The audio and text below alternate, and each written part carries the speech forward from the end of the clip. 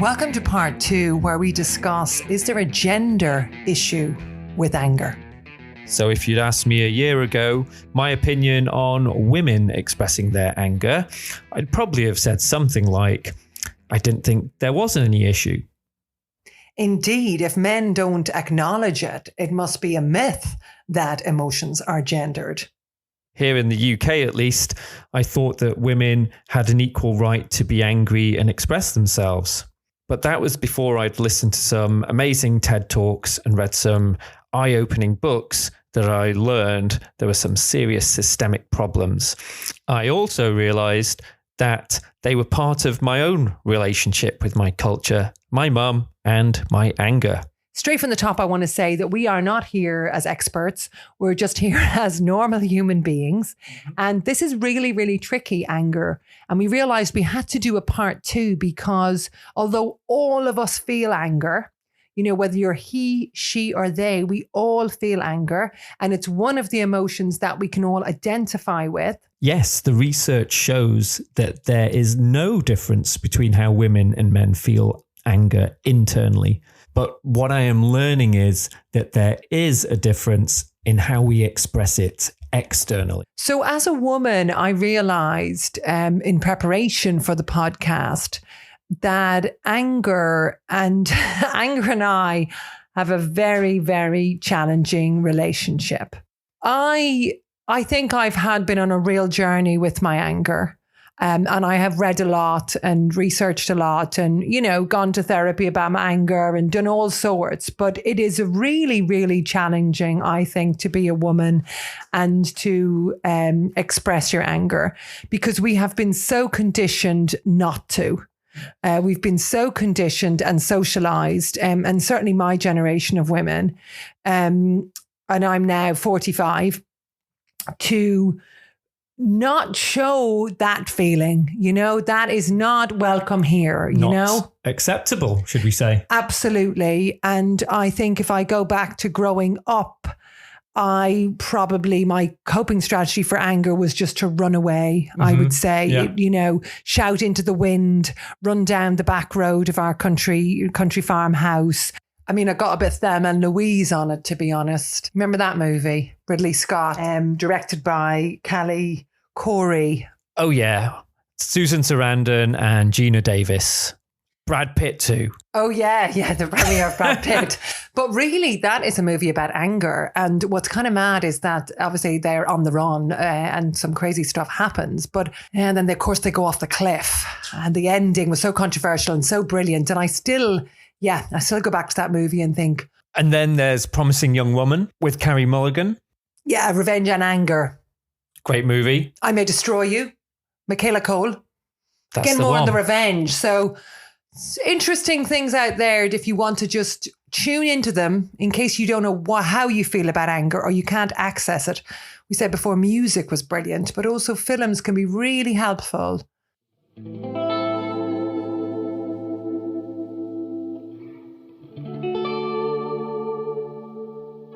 I remember you came to me after you'd listened to that TED Talk by Soraya Chomali, The Power of Women's Anger. Yes, it really resonated with me. And I think how we were conditioned into not expressing anger because we're so afraid of how it will be received by other people. The anger could be seen as unfeminine, unattractive, and even selfish. And I definitely had this within my family. You know, my mother passed away, you know, a year and a half ago. And I think, you know, one of the things that people said most about her was that she never complained. And there's always this sense of women having to make everybody feel comfortable. And, you know, that if I noticed something wrong, which is what anger is a signal of, anger is a signal that a line has been crossed as an injustice that you want to say no. Yeah. I never really felt that I had a voice to do that in my family because my mother never did it. So there was nobody, you know, she just, you know, kept calm and carry on. Oh, yeah, the classic. And my mum was very similar in that she would lose her temper and she'd get really angry with me and my brother. But I'm pretty sure that was because she was solo parenting the vast majority of the time. My dad used to work an awful lot, as I've mentioned before. I know, and you can kind of look at your mother now, and my mother also, and think about, you can look at them with compassion and actually, what they had to contain and how difficult that must have been for them. And of course, as a child, you don't know what lies beneath. You just see the shouting, feel that feeling, where I really feel we need to get to a place where we're asking, why are women angry? Yeah, so it sounds like us men need to understand where women's rage is coming from.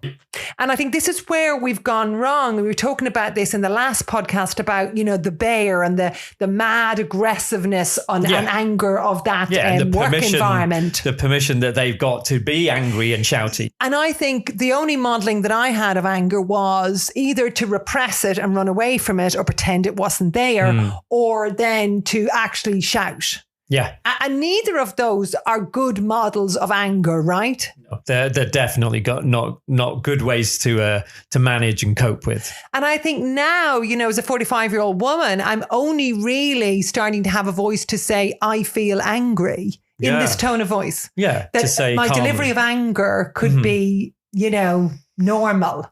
Yes. I feel angry. Not in a fit of rage. Yeah. And I think so. It's like the 50 Shades of Red that we were saying in the last podcast. And, I remember actually, it took me a long time to actually say the words, I feel angry. I would say, I feel impatient, frustrated, annoyed.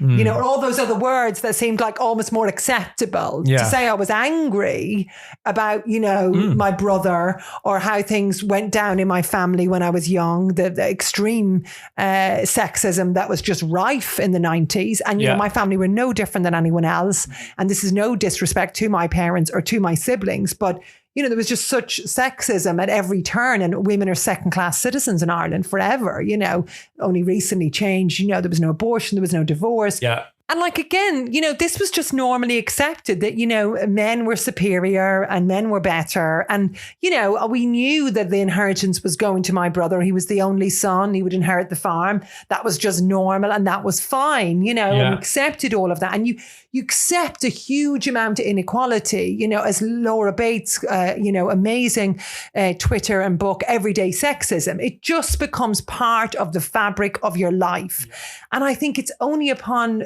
later years that you start to go, I'm actually very angry about a lot of these things, but you still don't want to express it because you still don't want to come across as angry. Yes. This makes me think of Pragya Agarwal's book, Hysterical, Exploding the Myth of Gendered Emotions. Absolutely. And that book really covers how women are pushed down if they stand up too enthusiastically, how we're considered over emotional. Yes, she brilliantly debunks the myth that men are rational and women are not.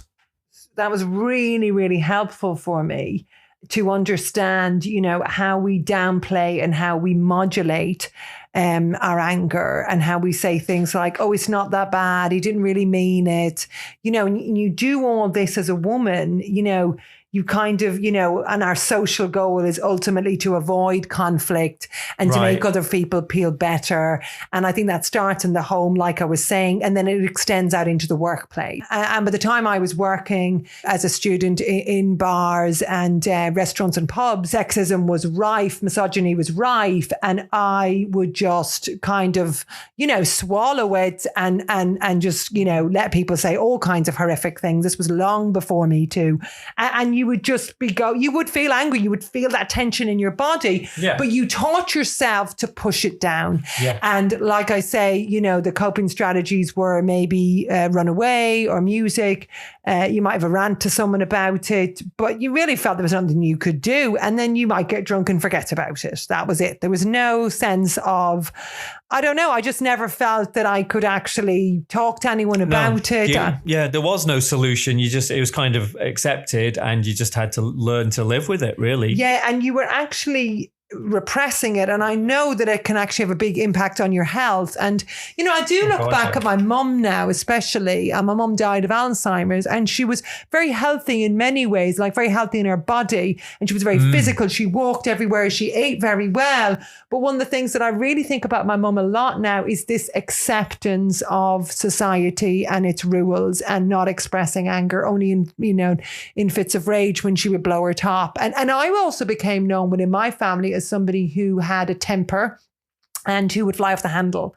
And I learned that behavior from my mum. Contain it, contain it, contain it. And then at some point you can contain it. Yeah, well, the facts are that anger suppression is really bad for your health, basically. It leads to things like chronic pain, depression, autoimmune disorders, eating disorders, anxiety, self-harm, the list goes on. Yeah, and I think we're very slow to put the connection. You know, even when I say that with my mum's Alzheimer's, you know, it's quite likely that it was her lack of psychological awareness, her lack of emotional expression. You know, people don't really, well, maybe, who knows, right? But again, we're quite unwilling to go to that place. And I think also, you know, at this point we can bring in you, Anirban, and the Indian community, because I think your mum has chronic pain. Yeah. I've been witnessing this. She has a problem with her hip that has gone on a long time. Yeah. No one can seem to solve it. Obviously, your dad was a GP. So there's all the medical solutions. And yet, if we go under the surface of how much your mother has had to suppress her feelings and be submissive. Oh, yeah. Well, this is the race side of the equation, where coming from an Indian background, this really rings true, and especially after I saw the TED Talk by Deepa Narayan on 7 beliefs that silence women. It was amazing how it rang true and resonated with me, especially in relationship to my own mother, with the things that I noticed in her and how she was essentially silenced and culturally. Still is, Annabelle, let's be honest. Yeah. I watched it with her, and I genuinely don't think she got it. So it really rang true. Just things like there was a couple of specific ones around the word chup, which is like shut up or be quiet. And it's certainly something I would have heard in my household in relation to anger. And also one of the other 7 there was being a people pleaser. You know, my mum bending over backwards to keep people happy, you know, entertaining people, bringing people gifts. You know, she still does to this day. She's well known for that. And the other one, duty over desire. It was, you know, my mum's extremely creative, but she's never really had an outlet for it. You know, what would she have done if she was allowed to pursue what she wanted to in life rather than being a housewife? You know, and then also with your father's practice. So, you know, your mother was the practice manager in the NHS when they had their GP practice. And it's so interesting. Why did she do that? Out of duty. He needed someone he could trust to do it. And she just did it. Correct. Yeah.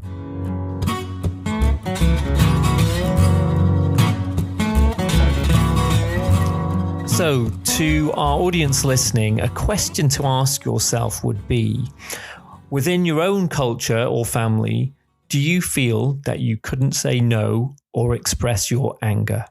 To discover this myself, this wasn't an easy process for me. I had to do quite a bit of self-reflection, had to go on a bit of a Lord of the Rings style journey there to go deep into my own feelings and explore this. So take some time over this. It's taken me, you know, weeks, if not months. If not years. Yeah, to figure this one out. Yeah.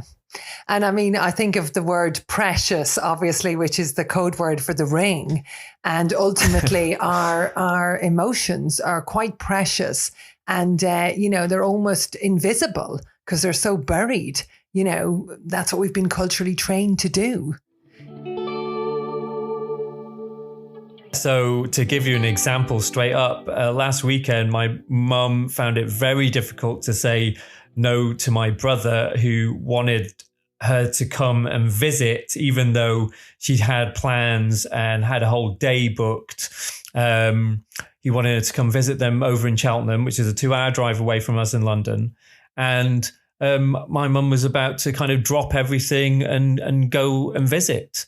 And it was completely didn't suit her and completely, out of the blue, last minute. And, And I think it's really interesting here because what we don't want to do in this situation is kind of demonize your brother, because the big problem with women not being able to say no, which is a form of anger, is that, men who are in the positions of power in the world, and let's not pretend that isn't the case. The world is set up for, by men for men. Yes. And we could even go one step further and say it's set up by white men for white men, and I don't think we can pretend that's not the case anymore. Yeah. Okay. Is that, your brother is just fulfilling the role that has been given to him. And it's very similar in my family. Right. But I think it's really interesting in that, they don't see themselves as doing anything incorrect because they have been socialized too, to believe that they can ask for whatever they want and they will get it. Yeah. And because the women right from birth, their main caregivers, their aunties, their mothers, their grannies, they have always given them what they want. They get to work.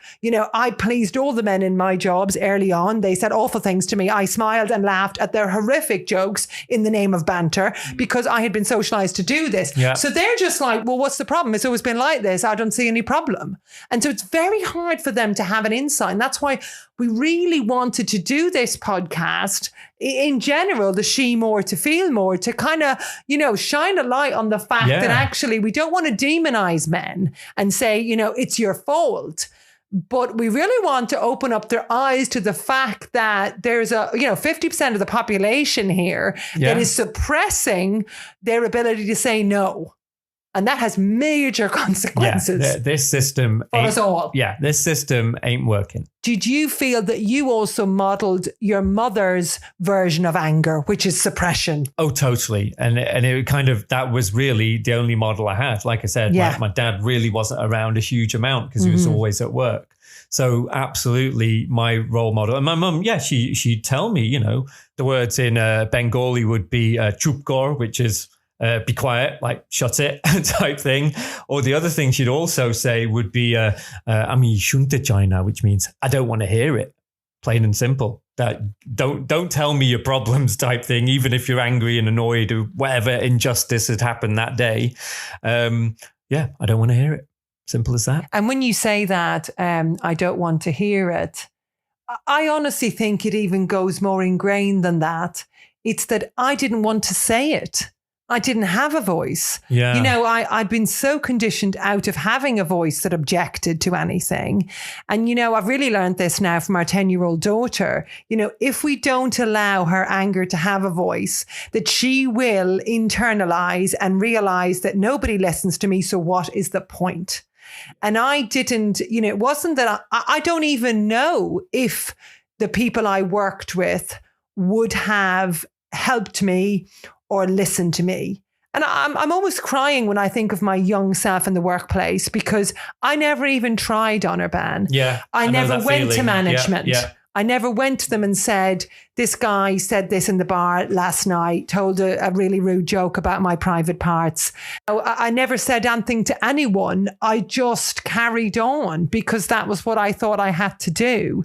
And, to the point when I think back, I worked for Top Man and Top Shop in fashion, in my late 20s and 30s. And, so much stuff happened within Arcadia that is completely unacceptable. And now we have the past, the Me Too. We know so much more about Philip Green. But at the time, the culture was, the same as all of the cultures and probably the same as a lot of cultures still are in the UK, right? Yeah.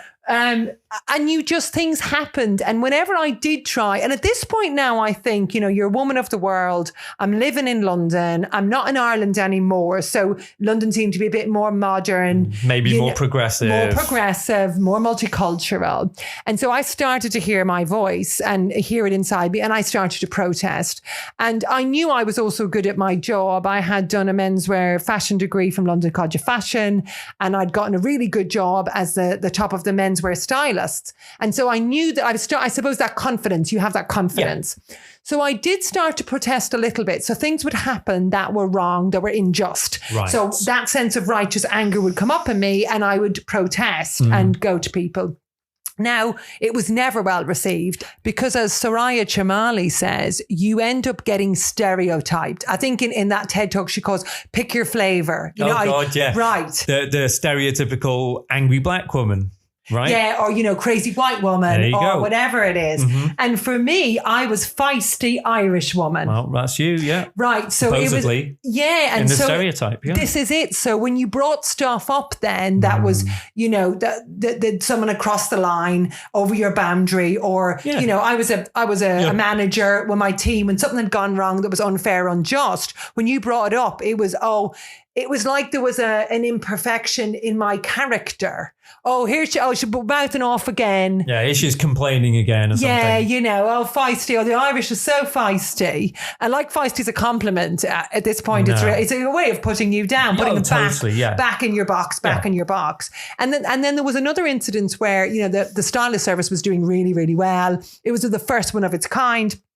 I'd really brought it up along with my team, but I was heading up that team and it was doing so well that the Sunday Times decided to do a little spread on us and it was really good PR for us, right? Yeah. And so we were preparing for a photo shoot and we were going to have a spread and Philip Green was going to be in it, all that. Very prestigious, very exciting for me. Mm-hmm. Sure. This was something very big. Fast forward to the day of the actual photo shoot and I turn up for the photo shoot and I get my hair and makeup done. We're all ready. Anyone who works in styling knows how this goes. And then just before we do it, I get a word from head office that Philip Green has said under no circumstances am I to be photographed. And what did that mean exactly? Who was doing it instead? So we had another young stylist who happened to be a guy. And so in the end, they decided to have two guys in the photo shoot and Philip. Who were more junior than you, right? Oh, yeah. Yeah. And I mean, they hadn't been responsible for building it up or getting it to the point it was, or, they hadn't really, this guy had literally just started. And so the message was very clear to me. You weren't, that you being the woman weren't the right person for the job. Yeah. So it was all right for me to work my ass off, do all the stuff to get it to the point where it was doing really well. They were happy for me to have the job and deliver, but they weren't happy for me to be the face of it. Right. So basically some blatant sexism. Absolutely. So just reason for you to be angry. And I really objected then at this point. I actually tried to object. I knew the photographer. I knew so many people in the fashion world. I really tried to kind of hijack it almost out of injustice. Make it work, yeah. And I got called in for a disciplinary at that point. And I had quite a good few disciplinaries against me in the company because every time I spoke out, they would give you a strike. And then it's 3 strikes and you're out. Wow. So now they have you over a bind because it's like, if you speak out, you lose your job. Yeah. And I mean, obviously I was living in London and, you need to earn that money to get by, right? Rent is not cheap here. So then we fast forward to probably the last incidents that I have in relation to this. And we were in New York for the Top Man, Top Shop launch with Kate Moss. Wow. Amazing. Yeah. That was down in Manhattan, right? Yeah. Broome and Broadway. Very big deal. A fabulous party. Fabulous. Worked 9 days straight. Really exciting. And it was great to work on it. So there I am in this new building. I'm dressed to the nines, I'm bringing my style. I'm bringing my looks every morning. I was up in the hotel at 5 a.m. You're working your ass off to look well, to deliver for this brand that you so believe in. And I'm on a corridor, this huge big building, and I hear a wolf whistle. And who was that then? So I turn around. I'm kind of I'm nearly startled because, I'm like, what? Someone's, we're inside in the building. It's not the street. It's not a building site here. No, well, as a woman, you get so used to being catcalled in the street and in bars or whatever. But I was literally in a private corridor in my place of work. And there wasn't anyone I could see on it as I entered it, a big long corridor in the back of the building. In your office is a bit weird. Yeah, would you not think? And I turn around and it's Philip Green. Oh, my God. Yeah, so there he is, shirt open, the usual. And he's wolf whistling me down the corridor at 9 a.m. in the morning or something. We hadn't even opened the store yet. Oh, God. Yeah, and but what did I do, Anirban? I don't know. I can't say I've ever been wolf whistled before. I ran away. Right. Yeah. I just ran away. Yeah. You're not going to call him out to his face. No. Well, also, he's literally the boss of the company. And also, I had the culture of the company was anytime you called out any injustice, you just got disciplined. Oh, yeah. And you could lose your job. You would have been fired at the drop of a hat. I just ran away. I literally, as fast as my legs could carry me, I remember running down the back stairs, like one of those exit staircases, like the fire exit, and had quite high heels all the time. I used to wear these like 6-inch heels to work, because it was fashion, people, you know what I mean. And I just ran the whole way downstairs. Yeah. And I never told anybody. There you go. I never told anyone. Silence. And I was horrified and my heart was beating and I was like, oh my God, that's disgusting. I know this is wrong. And then that night we went to dinner with the directors. They were all men at the time, the creative director, the business director, the marketing director, and another male colleague who was also a stylist. And we went to Soho Grand Hotel, which we were staying at the time. And I never said anything to anyone. And I drank a bottle of wine that night myself. Right. Were you the only woman at the table? Yes. Wow. Which was often the case. Mm-hmm. And there was no point. I tried to speak to other women in the company about injustices of all sorts and nobody cared. And so, that's your coping strategy. People wonder why you have a coping strategy of alcohol, but because you don't know what else to do. Yeah, you had no other mechanism, no one to tell, really. Yeah, and it wasn't until all the Me Too stuff came about and all the Philip Green stuff that it all came back up for me. And you really realize, and actually, you're looking at me because I'm actually really struggling to speak about this. It's a tough story to tell, yeah. I don't even feel comfortable saying this. As I've said this, I am still today worried how this will be perceived. Yeah. Should I mention Topshop? Should I mention Philip Green? Should I mention any of it? Yeah. I'm still, part of me is afraid. I'm still that child who was told to contain her anger and not speak badly of anyone and not complain. And we're doing this podcast, both of us, to be honest and to come out and to be brave. But I still really, really struggle with my anger. And I think I'm back to that feeling when I look at our 50 Shades of Red. I feel powerless.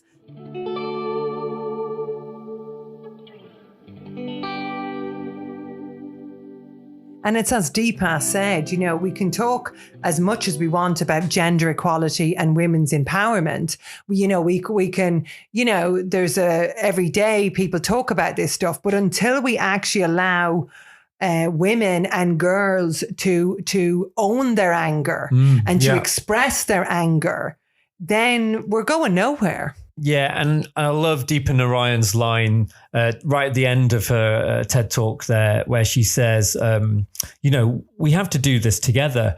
Women don't adjust, men adjust. It's time. Imagine men in their own circles and imagine women and men coming together to just listen to each other without judgment, without blame, without accusations, and without shame. And I mean, that's the whole point of this podcast, really. The she more to feel more is the solution has to be united. The solution is not women or men. It's in both of us coming together. And again, I think she says something like, big societal change cannot happen without men's involvement. Yeah. And I want to live in a world where our 10-year-old daughter has the confidence to say no, and that anger is acceptable. And, it can be part of her protective system. And the only way to do this in relation to our daughter and in relation to, anyone who has children in their life is to actually model that behavior. I need to be able to say, I feel angry. I feel powerless. I feel frustrated. And to say them in this tone of voice, to not shout, to not go into a rage. And if we're back to the feelings cheat sheet. If I can sit with that feelings cheat sheet with myself to journalize or in front of you with the face-to-face and express my anger to you on, every 2 or 3 days, then it doesn't get a chance to boil up. Yes. And I'm not inclined to shout. Yeah. And then on my side, it's for me to be able to accept that and not sort of say, clamp it down or anything. It's absolutely to be able to say yes and almost encourage you or our daughter to speak up. So a good question to ask yourself here would be, how do you react when women in your life express their anger? Do you walk away? Do you close it down? Do you shut it down? Do you shout back or do you listen? Absolutely. And that brings me on to another amazing book by Steve Biddulph. Yeah. Raising Girls. I always struggle with that name, Raising Girls. And there's a part here on getting along with others for girls. And the title is Anger is About Being Strong. Brilliant. And when I saw that, it's amazing when you parent your own child, how you have to go and reparent. I wish somebody had said to me, anger is about being strong. When I was young. Such great advice. And it's so fabulous. He's basically getting you to coach your own daughter to be able to say, I'm being made to do something I don't want and I don't want to do it. And therefore I can say no. Yeah, to actually be able to say no and not be a people pleaser, right? Yeah, to quote him, he says, use properly. Anger does not mean shouting, hitting people or acting abusively, but instead is a strengthening feeling that you won't be pushed around. And to be 100% honest and transparent, I feel in many ways my 10-year-old is far, far further along on that path than I am. Yeah, I believe that's because she doesn't have to unlearn 30 years of emotional repression. Because of how we've really tried to bring her up. And it's very important to us that she is emotionally flexible and has emotional intelligence. I think an incident that happened at school recently saw just how okay she is with saying no, She's been amazing, yeah.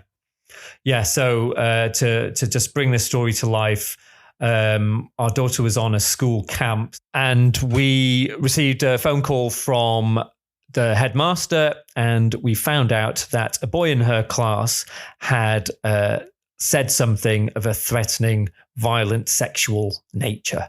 So there's a lot that we could say about this incident, but in order for it to be relevant for this podcast, what I want to talk about is what Nirvani did next. One of the amazing things was, in order for her to sleep that night, she did some breathing and meditation, which is pretty cool. It shows you how good coping strategies can help even a 10-year-old. But aside from that, I think in the weeks that followed in the school, and we spoke numerous times to the safeguarding officer and to the head teacher. Yeah. What I found really interesting was what they said to me about my daughter's character, how strong she was, and how she was well able to say, leave me alone, and walk away from him in the playground. And she decided that she would no longer be his friend. And there was disciplinary measures from the school, etc., etc. But it's more just that self-possession that she's had, and that, under no circumstances is she with this guy, or is she going to tolerate this? But her strength in saying no, the boundary had been crossed, the line had been crossed. And, I think the safeguarding officer thought that she would need more kind of one-on-one attention or whatever. Yeah. Mm-hmm. But you see, this is if we build girls up to be strong. Yes, if we let them express their anger when it needs, when actually, the SH1T hits the fan, as it really did, a couple of months back for our daughter, that they will be able to stand up. Yeah. And I think Anirban and I were both really... I was proud. I was so proud of her when I heard the safeguarding officer tell us. And surprised by her strength.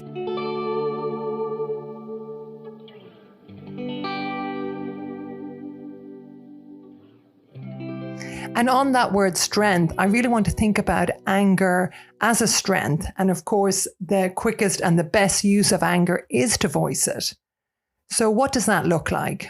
And I always want to talk about solutions on this podcast, because I don't want us to fall into ranting and raving. And I share the stories here today to be helpful to you as you listen, so that you can kind of recall your own stories about anger. And for me, the solution has been what I would call the pause between that initial feeling of anger and then what happens next. And instead of reacting as I did, so meditation, in particular, Quietize meditation, has really helped me to have the pause. So now I try not to come back to people, in real time. I don't text people back quickly. I don't email them back quickly. And even in a very difficult situation, I try to just hold on, let a silence unfold, so I can figure out how I want to move forward, how I want to use this anger to help me act. So that's really great advice. But what about the men and the boys? So I'm really glad you asked that, Anirban, actually. And I think that was the motivation for us starting this podcast. There are some really good books out there. Caitlin Moran has just released an amazing book called What About Men? So definitely a recommended reading. And also there's been some amazing work by Everyone's Invited, Soma Sara and Michael Conroy from Men at Work. They were interviewed on Women's Hour along with Caroline Noakes about strategy for engaging boys in relationship, sex and health education in schools.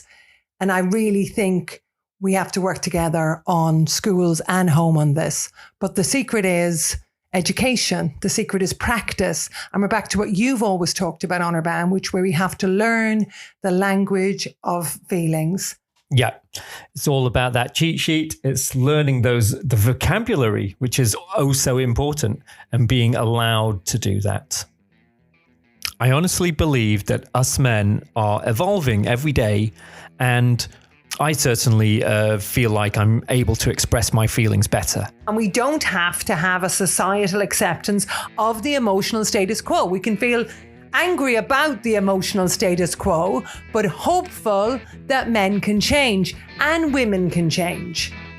So this won't happen overnight. It takes practice, and that's why we say sticky, sweet, repeat. Yeah, feel it to reveal it, folks. So, Daka Hobby, we'll see you soon. Slán go fóill.